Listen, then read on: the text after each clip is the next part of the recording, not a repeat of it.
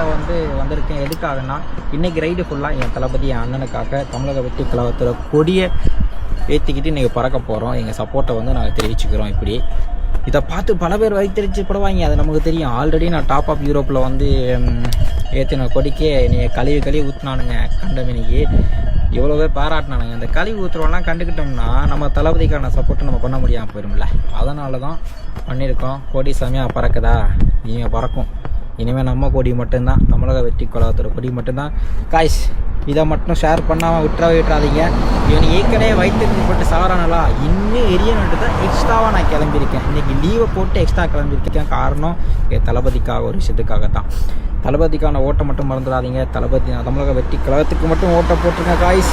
அடுத்து நம்ம தான் இந்த தமிழ்நாட்டை நல்ல விதமாக்கணும்னா அது நம்ம தளபதியாக மட்டும்தான் முடியும். என்றும் தளபதி, இன்றும் தளபதி, அன்றும் தளபதி.